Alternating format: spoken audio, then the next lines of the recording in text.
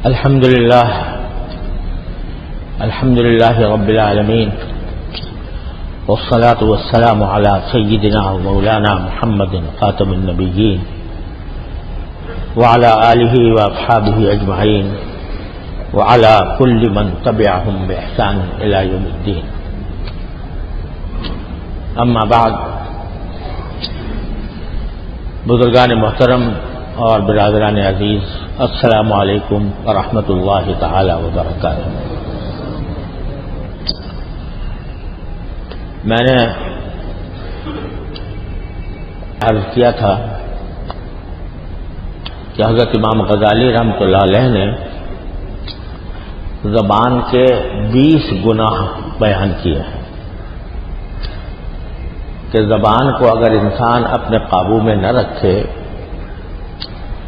بولنے سے پہلے سوچے نہیں، تو 20 قسم کے گناہوں میں مبتلا ہو سکتا۔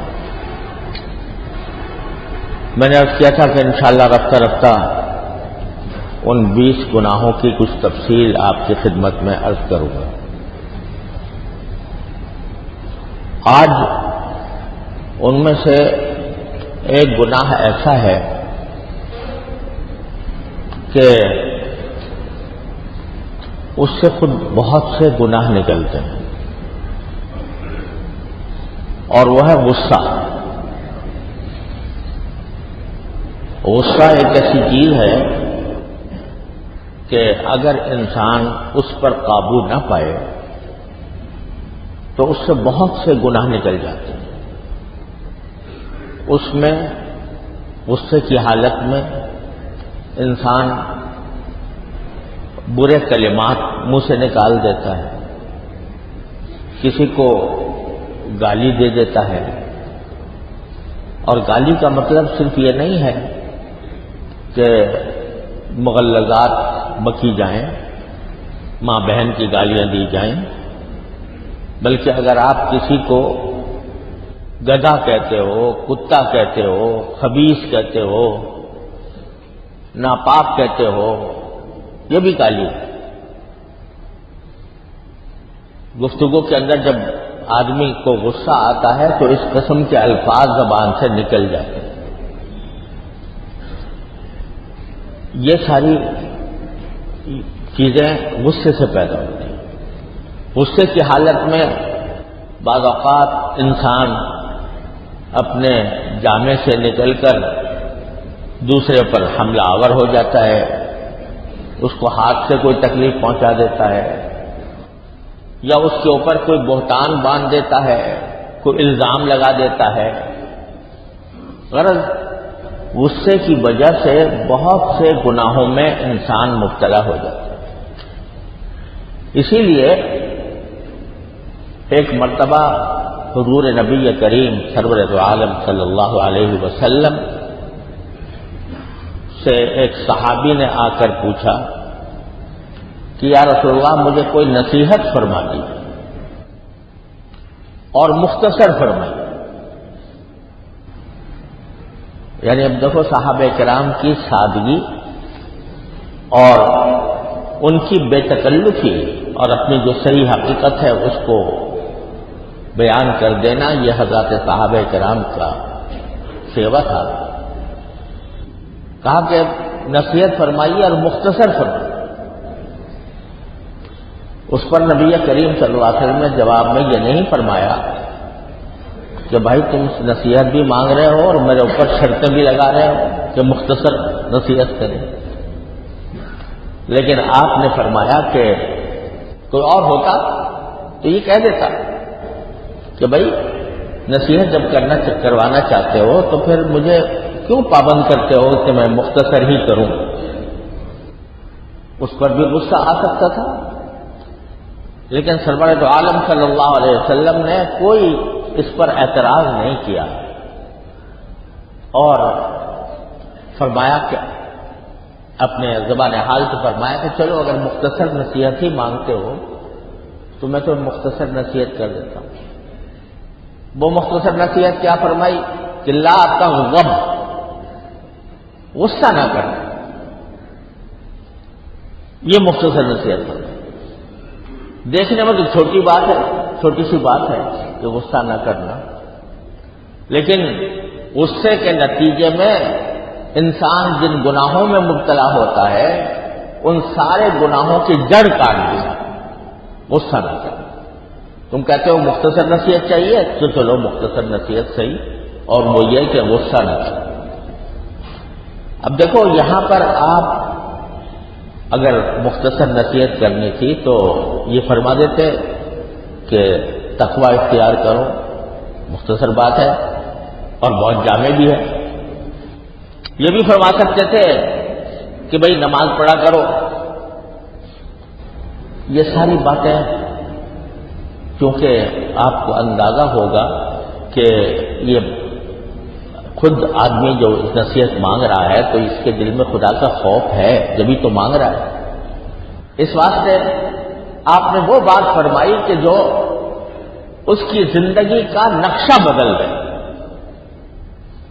غصہ جو ہے وہ انسان کو پتہ نہیں کتنے کتنی ہلاکت کی چیزوں میں مبتلا کر دیتا ہے۔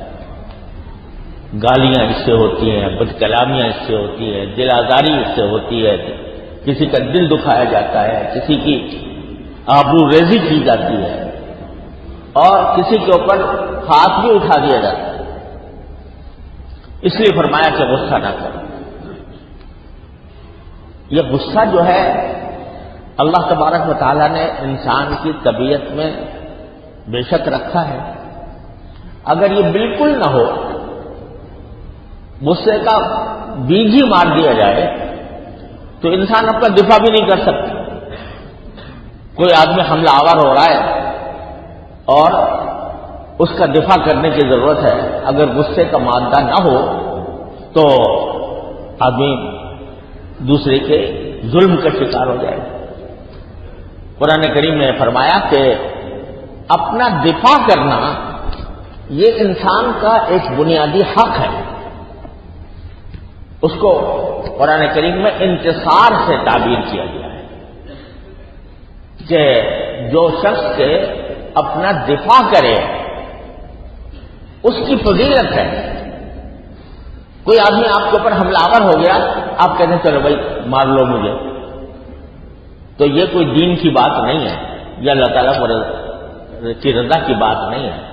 اپنا دفاع کرنا، کوئی آدمی آ کر حملہ آور ہو گیا ہے، آپ خاموش بیٹھے کہ اچھا مار لو میں مر جاؤں گا، یہ کوئی دین کی بات نہیں۔ لمن انتصر قرآن کریم میں آیا ہے کہ جو دفاع کرے اپنا تو وہ بھی دفاع کرنا بھی اجر کا سبب ہے۔ یہاں تک کہ فرمایا کہ من قتل دون نفسہ فہو شہید۔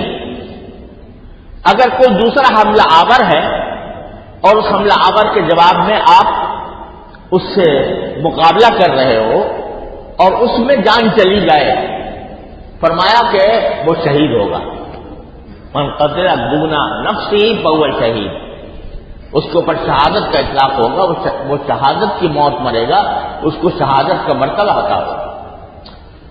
ومن قتل دون مالہ فہو شہید، کوئی شخص دوسرے آدمی کوئی آدمی آتا ہے آپ سے مال آپ کا چھیننا چاہتا ہے، چوری کرنا چاہتا ہے، ڈاکہ ڈالنا چاہتا ہے، اور آپ اس کا دفاع کرتے ہیں اور دفاع میں مارے جاتے ہیں تو فہو شہید، وہ بھی شہید ہے۔ یعنی جان کا خطرہ نہیں تھا، خطرہ یہ تھا کہ میرا مال ناحق طریقے سے کوئی لے جائے گا، ناحق طریقے سے چھین لے گا، تو آدمی اس کا دفاع کرے تو یہ بھی اجر ہے، اس پر بھی اجر ہے۔ مارا جائے گا تو رسول کریم صلی اللہ علیہ وسلم فرماتے ہیں شہید ہوگا وہ۔ ومن قتل دون عرضہ فہو شہید، کوئی شخص اپنی آبرو کا دفاع کرنے میں مارا جائے وہ بھی شہید ہے۔ آبرو کا، جان کا کوئی خطرہ نہیں تھا، مال کا کوئی خطرہ نہیں تھا، لیکن آبرو کو خطرہ تھا۔ مثلا فرض کرو کہ کوئی شخص کسی کی بیوی پر، کسی کی بہن پر، کسی کی ماں پر حملہ آور ہوتا ہے اور اس سے اس کی بے عزتی ہو رہی ہے، اس بے عزتی کے مقابلے میں اگر وہ مارا جائے تو بھی شہید ہے۔ تو معلوم ہوا کہ دفاع کرنا بھی، اللہ تعالیٰ نے دفاع کرنا بھی اجر کا سبب قرار دیا ہے، ثواب کا سبب قرار دیا ہے۔ تو اگر غصہ بالکل نہ ہو انسان کے اندر تو اپنا دفاع کیسے کرے گا؟ لہذا اللہ نے پیدا کیا غصہ کس کام کے لیے؟ اپنا دفاع کرنے کے لیے۔ جو جہاں دفاع کی ضرورت ہو وہاں غصے کا استعمال بھی جائز ہے، جائز ہی نہیں ہے بلکہ بعض حالات میں وہ موجب اجر ہے۔ لیکن دوسری طرف اگر اس غصے کا ناجائز استعمال ہو، دیکھو جیسے مثلا جنگ ہو رہی کفار سے، جہاد ہو رہا ہے، اس میں اگر آدمی کے اندر غصے کا مادہ بالکل بھی نہ ہو، کیسے تلوار چلائے گا، کیسے وہ بندوق چلائے گا، کیسے وہ لڑے گا؟ وہ اس کام کے لیے۔ لیکن جہاں معاملہ آ جائے جنگ کا نہیں، کوئی دفاع کی ضرورت نہیں ہے، آپ حملہ آور ہو رہے ہیں دوسرے کے اوپر زبان سے یا ہاتھ سے، تو یہ غصے کا ناجائز استعمال ہے۔ اگر فرض کرو کسی نے آپ کو فرض کرو کہ کوئی زبان سے کوئی تکلیف پہنچائی ہے تو آپ بے شک اس کا بدلہ اس درجے میں لے سکتے ہیں، لیکن وہاں پر اگر آدمی اپنے غصے کو پی جائے تو اس غصے کو پینے کا سوال ہے، والکاظمین الغیظ والعافین عن الناس، جو غصے کو پینے والے ہیں اور لوگوں سے درگزر کرنے والے ہیں کہ اس شخص نے میری حق تلفی کی ہے، مجھے حق ہے بے شک اس کا بدلہ لینے کا، لیکن میں اللہ کے لیے اس کو چھوڑتا ہوں، معاف کرتا ہوں۔ تو یہ بڑی فضیلت کی چیز ہے۔ قرآن کریم فرماتا ہے کہ ادفع باللتی ہی احسن السیئہ، اگر تمہارے ساتھ کوئی شخص برائی کرتا ہے تو اس کا دفاع تم اچھائی کے ساتھ کرو، یعنی حق تو دیا ہے شریعت نے کہ جتنا ظلم دوسرے نے کیا ہے اتنا میں بھی کر لوں اس کے ساتھ، لیکن یہ فضیلت کی بات نہیں۔ فضیلت کی بات یہ ہے کہ دوسرا آپ کے ساتھ برائی کر رہا ہے اور آپ اس کے جواب میں اس کے ساتھ اچھائی کریں۔ حضرت امام ابو حنیفہ رحمۃ اللہ علیہ سے منقول ہے کہ جب ان کو پتہ چل رہا تھا کہ فلاں شخص نے میری برائی کی ہے، غیبت کی ہے، تو حضرت امام ابو حنیفہ رحمۃ اللہ علیہ اس کے گھر کچھ پھلوں کا یا کوئی کسی بھی چیز کا تحفہ بھیج دیا کرتے تھے۔ لوگوں نے کہا جی وہ تو آپ کی برائی کرتا ہے، کہا کہ وہ تو میرا محسن ہے، اس لیے کہ جتنی میری برائی کرے گا اتنا ہی اللہ تعالیٰ میرے اجر میں اضافہ کرے گا، تو میں اس کے احسان کا بدلہ اس طرح دیتا ہوں۔ تو وہ بھیج دیا ہے ادفع باللتی ہی احسن السیئہ، برائی کا دفاع اچھائی سے کرو، فاذا الذی بینک وبینہ عداوۃ کأنہ ولی حمیم، اس کا نتیجہ کیا ہوگا کہ جس کے ساتھ تمہاری دشمنی تھی وہ تمہارے لیے ایسا بن جائے گا جیسے گہرا دوست ہو تمہارا۔ لیکن فرمایا وما یلقاها الا الذین صبروا، یہ صفت کہ برائی کا بدلہ اچھائی سے دے یہ انہی کو نصیب ہوتا ہے جو کہ صبر سے کام لیتے ہیں۔ وما یلقاها الا ذو حظ عظیم، اور یہ صفت اسی کو ملتی ہے جو بڑے نصیبوں والا ہو۔ اصل نبی کریم سرور عالم صلی اللہ علیہ وسلم نے جو اصل تعلیم دی ہے وہ یہ ہے تمہارا حق ضرور ہے کہ تم بدلہ لے لو، جس نے تمہیں کوئی تکلیف پہنچائی اتنی ہی تکلیف اس کو بھی پہنچا دو، لیکن جو اللہ تبارک و تعالیٰ کے نزدیک ہونے کا معاملہ ہے اور اللہ تعالیٰ کی خوشنودی حاصل کرنے کا معاملہ ہے وہ معاف کر دیں گے۔ الکاظمین الغیظ والعافین عن الناس، اچھے لوگوں کی تعریف کرتے ہوئے فرمایا کہ جو غصے کو پی جاتے ہیں اور لوگوں سے معافی کا درگزر کا معاملہ کرتے ہیں۔ اور یہ نبی کریم سرور عالم صلی اللہ علیہ وسلم نے اپنے پوری زندگی کے طرز عمل سے بتایا. آپ کو معلوم ہے کہ مکے والوں نے کوئی کسر نہیں چھوڑی نبی کریم صلی اللہ علیہ وسلم کو ستانے میں، آپ کے صحابہ کرام کو اذیتوں ان کے اوپر ڈالنے میں کوئی کسر نہیں چھوڑی. آپ کے قتل کے منصوبے بنائے، آپ کو وطن سے نکالا، کیا کیا تکلیفیں بنی. لیکن جب رسول کریم صلی اللہ علیہ وسلم فاتح بن کر مکہ مکرمہ میں داخل ہوئے تو کوئی اور ہوتا تو سینہ تان کر داخل ہوتا، اکڑی ہوئی گردن کے ساتھ داخل ہوتا کہ میں آج فاتح بن کر آ رہا ہوں انہی لوگوں پر جنہوں نے مجھے ستایا تھا. لیکن آپ نے عام اعلان کر دیا کہ جو اپنے گھر کا دروازہ بند کر لے گا اسے امن ہے، جو ابو سفیان کے گھر میں داخل ہو جائے گا اسے امن ہے، جو حرم میں داخل ہو جائے گا اسے امن ہے. ایک خون کا قطرہ نہیں بہا اس راستے سے جس راستے سے رسول اللہ صلی اللہ علیہ وسلم مکہ مکرمہ میں داخل. یہ مثالیں چھوڑی ہیں رسول کریم صلی اللہ علیہ وسلم. یہ سنتیں ہیں رسول کریم صلی اللہ علیہ وسلم. سنتیں صرف ظاہر کی نہیں ہوتی کہ بھئی ہم نے اپنا ظاہر جو ہے اپنا لباس اپنا مذاکرہ وہ سنت کے مطابق بنا لی، وہ بھی اللہ تعالیٰ کی بڑی نعمت ہے، اللہ تعالیٰ سب کو توفیق عطا فرمائے. لیکن سنتیں ان میں منحصر نہیں ہیں. سنتیں یہ بھی ہیں کہ حلم کا ثبوت دے انسان، بردباری کا ثبوت دے، غصے کے موقع پر غصے کو پی جائے. اور ایک حدیث میں رسول کریم صلی اللہ علیہ وسلم نے ارشاد فرمایا کہ انسان جتنے بھی گھونٹ پیتا ہے اپنی زندگی میں اس میں سب سے زیادہ اللہ کو محبوب جو گھونٹ ہے وہ غصے کا گھونٹ.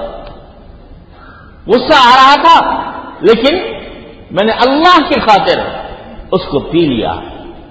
تو یہ اللہ تعالیٰ کو یہ گھونٹ سب سے زیادہ محبوب ہے اور وہ بندہ اللہ تبارک و تعالیٰ کے ہاں بڑی خوشنودی کا مقام حاصل کرتا ہے. ایک مرتبہ دیکھو سکھایا کس طرح غصے کو دبانے کا طریقہ سکھایا رسول کریم صلی اللہ علیہ وسلم کہ ایک مرتبہ ایک صحابی تھے، ان کا ایک غلام تھا، اس نے کوئی غلطی کی تھی تو اس کو مارنا شروع کر دیا.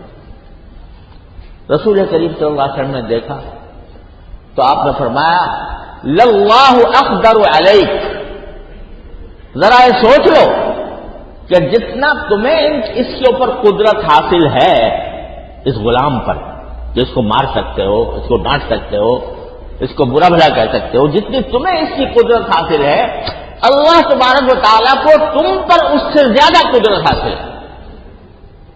کیا مانا؟